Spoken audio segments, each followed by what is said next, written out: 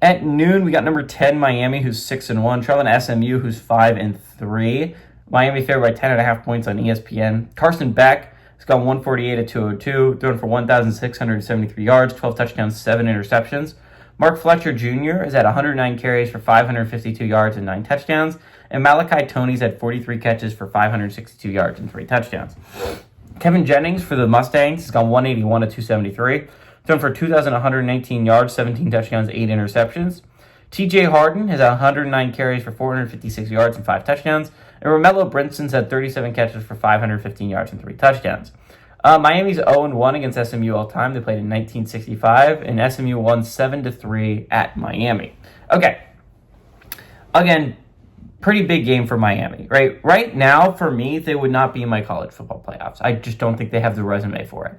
Now, does this resume have a chance to get much, much better over the last month? Yes, right? Like, a lot of teams only play 3 or 4 games that are going to add to their resume this month. Miami plays 5, right? So, again, we're putting teams like right now, like when I'm judging resumes, I'm not judging them evenly because some teams have just straight up played more games. Vanderbilt has already played 8, while Miami has only played 7. So not only do they have an extra game to play, a lot of SEC teams are playing FCS opponents in the last month, so that's not going to add to their resume. Miami's going to be playing Power 4 opponents. So again, Miami right now is not in my college football playoff, but that could definitely change, right? If Virginia takes a loss, that could be big for them. If Louisville takes a loss, that could be big for them, even though that would hurt their resume overall.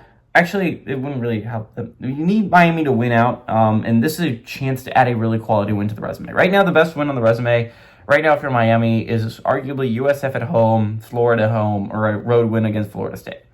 Those are kind of your resume wins right now if you're Miami. Not an amazing resume so far. A road trip to SMU is probably going to be one of their best wins on the resume. The Mustangs, for all their flaws, again, they lost a heartbreaker last week to Wake Forest. This was supposed to be a 6-2 team that you're going on the road to. Again, there's a chance that this is about a 7-5 football team. I still think this is a round where I think SMU ends up as about a 7-5 football team, which is an amazing win, but going on the road and beating a 7-5 football team is not nothing.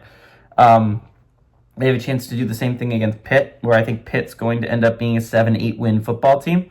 Going on the road and beating that football team could add to that resume. Right now, Miami's resume, again, is not awesome. It's not a great resume. But I think there's a great chance that other resumes get worse, and Miami's has a great chance to get better. I think Miami is going to be angry coming off a loss 2 weeks ago against Louisville. They had a bye to stew and think about that. Well, actually, they played Stanford last week.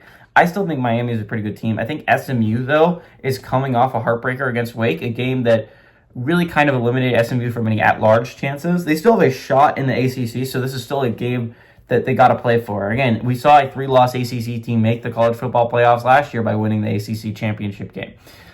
So I like the Mustangs to keep this game close. I think this is one of the better games in the noon window. I like Miami to eke out a win, though. I think Miami goes on the road, clutches, and pulls off a big, big road win over SMU that's going to be really helpful to their resume heading forward.